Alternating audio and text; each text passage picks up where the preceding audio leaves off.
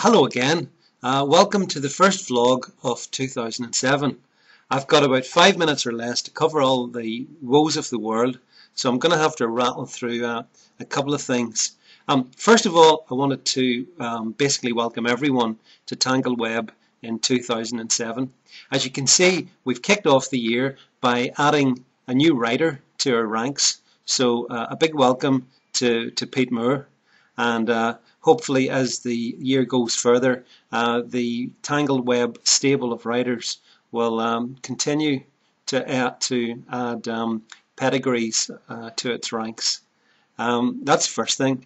Second thing to say is that very shortly we'll be launching a Tangled Web bookshop, which will enable you to hopefully browse through a diverse range of political books of all sorts, though with a clear emphasis on conservative type thinking. God knows we've got enough liberalism to put up with, so I don't think we need to actually go looking for it. Today's topic that I really wanted to discuss is war. What is it good for? Well, it strikes me that it's good for quite a lot of things, or at least that's what our forefathers used to think, insofar as they felt that it was important in certain circumstances to actually stand up and fight for that which we have.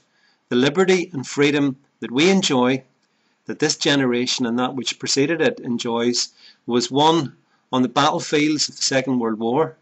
And, you know, it strikes me that the soft life that we've been able to lead, certainly up until 9/11, seems to have had some very serious effects on our collective psyche.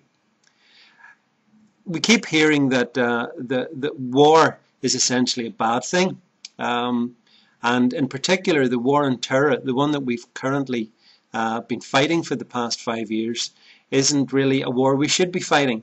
Let's face it, the media want us to lose, because the modern media frames everything in Vietnam terms. Doesn't matter what the war is, it's always Vietnam. It's always a quagmire, and we've always got to understand that we need to get out of there.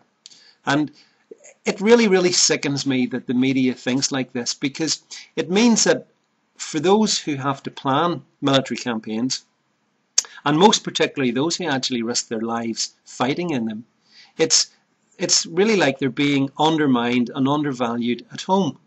And so it is that here we are in 2007, and here in the UK, I would suggest the majority of people are of the view that there's not really a war on terror, and that even if there was, we really shouldn't be fighting it. We should be somehow talking to and trying to understand the root causes and trying to understand the terrorists, instead of course, the right thing, which is trying to identify where the terrorists are and then kill them. So we seem to have a collective societal breakdown and a failure in desire to want to stand up to those who seek to slaughter us. On day one of the Normandy landings, the US lost about 6,500 odd soldiers. 6,500 soldiers one day. Across the Normandy campaign, losses extended to in the region of 126,000 US soldiers.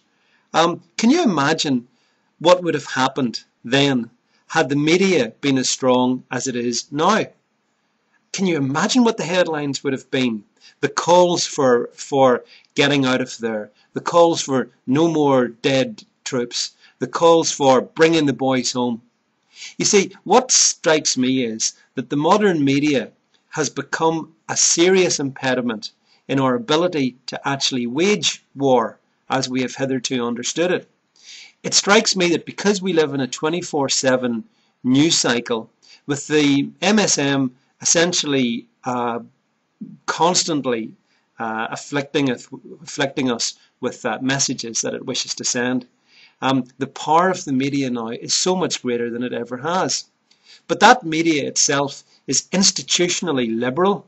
It's institutionally opposed to the very concept of war, because it can't get its mind around the fact that there are some things worth fighting for.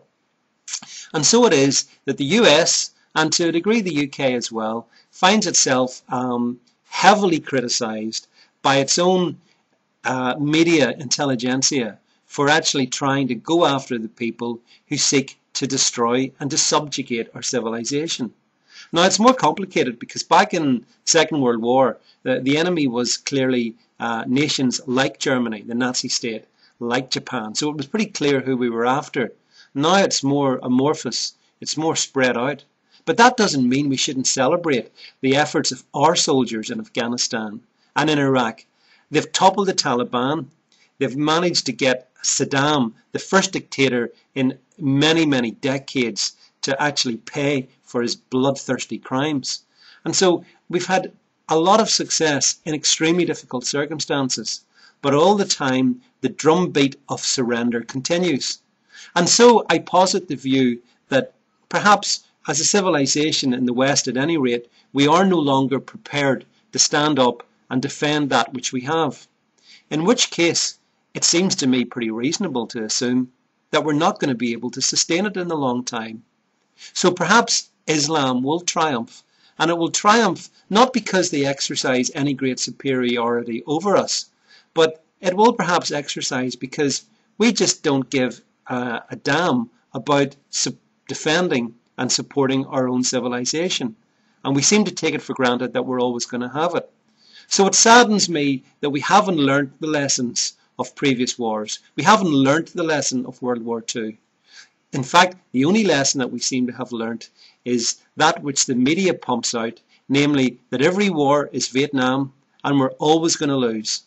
And you know, with our own people, our own liberal media against us, it makes me wonder, how going forward can we win? And if we don't win, we all lose.